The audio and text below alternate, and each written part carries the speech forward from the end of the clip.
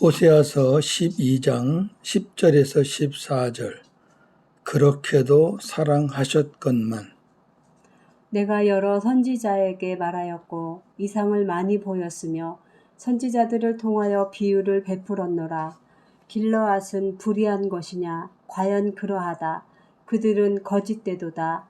길갈에서는 무리가 수송아지로 제사를 드리며 그 제단은 밭이랑에 쌓인 돌무더기 같도다. 야곱이 아람의 들로 도망하였으며 이스라엘이 아내를 얻기 위하여 사람을 섬기며 아내를 얻기 위하여 양을 쳤고 여호와께서는 한 선지자로 이스라엘을 애굽에서 인도하여 내셨고 이스라엘이 한 선지자로 보호받았거늘 에브라임이 경노하게 함이 극심하였으니 그의 주께서 그의 피로 그의 위에 머물러 있게 하시며 그의 수치를 그에게 돌리시리라. 아멘. 주제, 말씀과 환상과 비유. 길르앗과 길갈. 하나님의 선지자 모세. 10절, 말씀과 환상과 비유.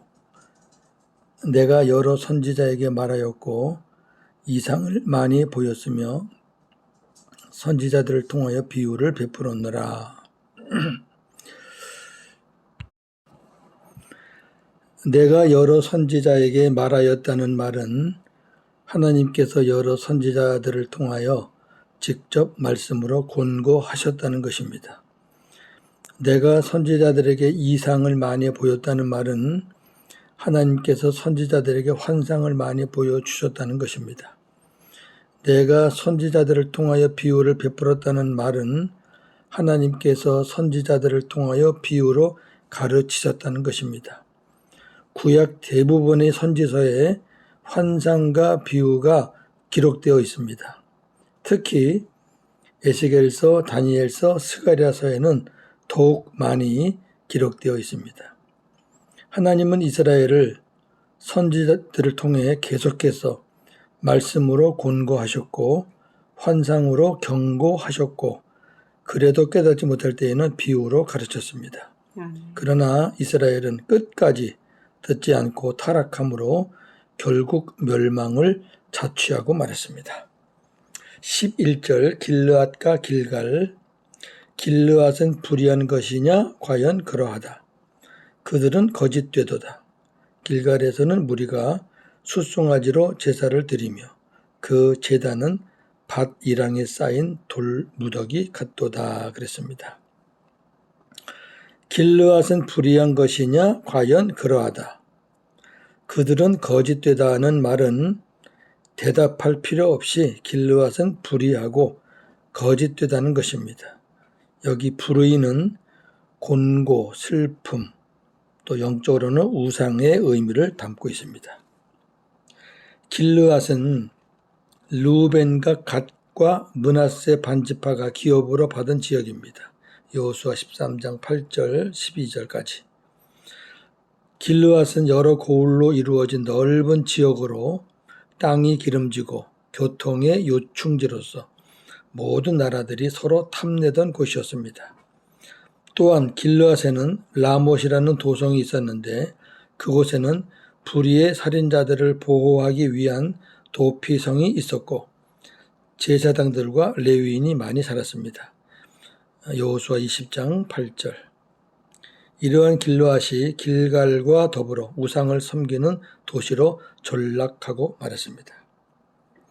길갈에서는 무리가 숫송아지로 제사를 드리며 그 제단은 밭 이랑에 쌓인 돌무더기 같다는 말은 이스라엘이 숫송아지를 제물로 금송아지 우상에게 제사를 드린 길갈의 제단이 밭 이랑에 쌓인 돌무더기, 다른 뜻은 짐승들의 배설물더미 같이 되었다는 것입니다. 짐승들의 배설물더미란 말은 완전히 폐허가 됐다는 거죠.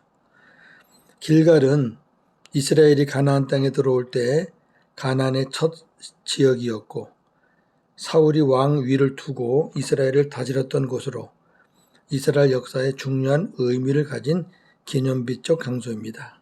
여호수아 4장 19절 20절. 이스라엘이 하나님을 만났던 곳이고 사무엘상 11장 14절 15절. 엘리야와 엘리사 시대에는 선지 학교의 중심지이기도 하였습니다. 열왕기하 2장 4장 38절. 자, 이 길르앗과 길갈, 참으로 아름다웠던 이 두 도시가 하나님을 저버리고 우상의 도시가 된 후 앗수르의 침략으로 인해 큰 곤고와 슬픔이 있는 도시, 짐승들의 배설물 더미가 쌓이는 폐허가 되고 말았습니다. 하나님의 심판이죠. 12절에서 14절 하나님의 선지자 모세. 12절 야곱이 아람의 들로 도망하였으며 이스라엘이 아내를 얻기 위하여 사람을 섬기며 아내를 얻기 위하여 양을 쳤고.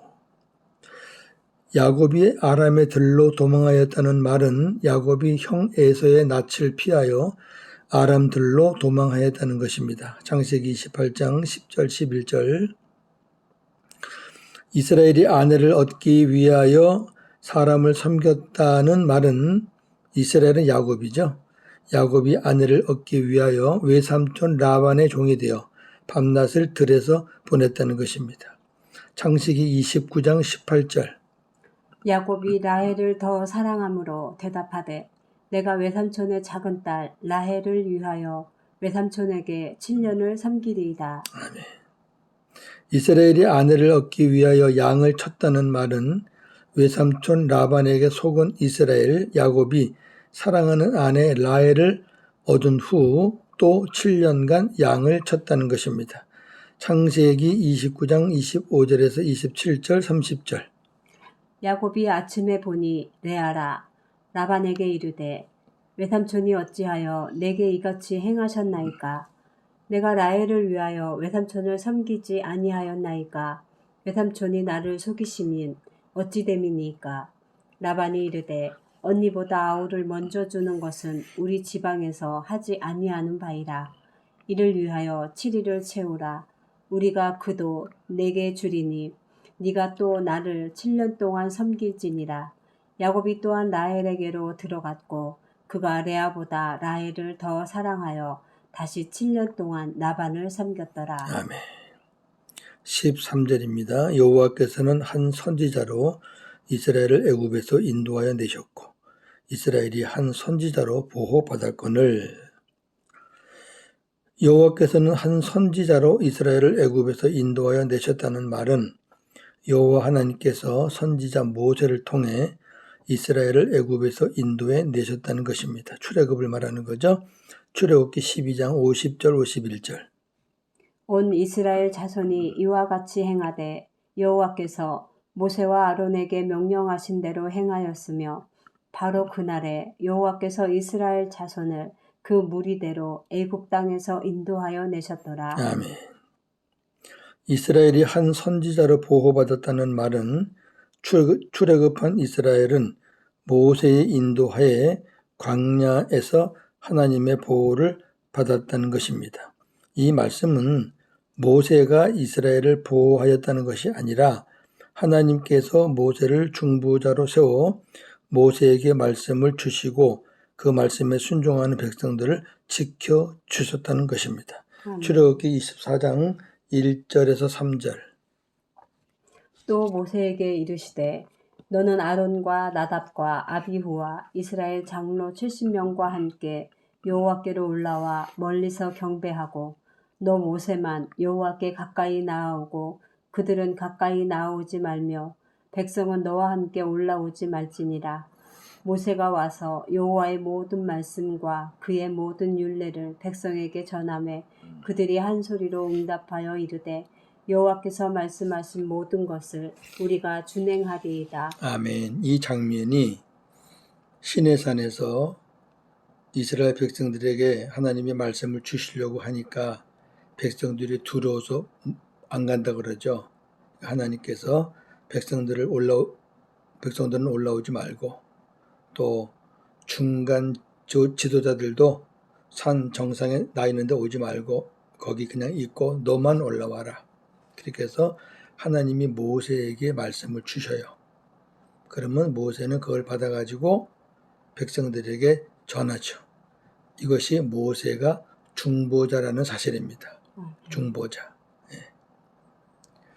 자, 그래서 어떻게 이제 백성들이 그 말씀을 듣고 지키게 되었는지 출애굽기 14장 31절. 이스라엘이 여호와께서 애굽 사람들에게 행하신 그 큰 능력을 보았으므로 백성이 여호와를 경외하며 여호와와 그의 종 모세를 믿었더라. 아멘. 그렇죠. 그렇게 이제 하다 보니까 하나님의 영광이 드러나고 하니까 이제 하나님도 믿고 모세도 믿게 되는 거죠. 이런 사건들은 민수기서에 많죠. 14절 마지막 절입니다. 에브라임이 경노하게 함이 극심하였으니 그의 주께서 그의 피로 그의 위에 머물러 있게 하시며 그의 수치를 그에게 돌리시리라. 에브라임이 경노하게 함이 극심하였다는 말은 이스라엘이 우상을 숭배함으로 인해 하나님을 극심하도록 경노케 하였다는 것입니다. 굉장히 화가 나신 거죠. 극심.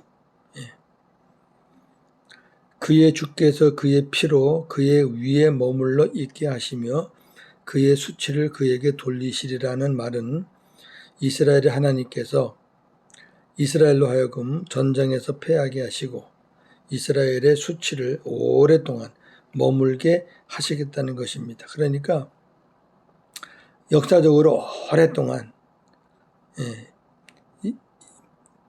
이스라엘에게는 수치로 남아 있었고 하나님을 섬긴 나라가 하나님을 배신하고 불순종함으로 이렇게 모든 나라의 밥이 되었다. 먹거리가 되었다 하면서 수치스러운 그런 일들로 역사가 그렇게 진행되었죠. 그렇게 하시겠다는 거예요. 잠깐 그냥 게 아니라 오랫동안.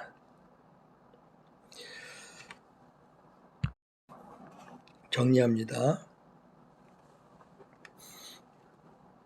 오늘 본문에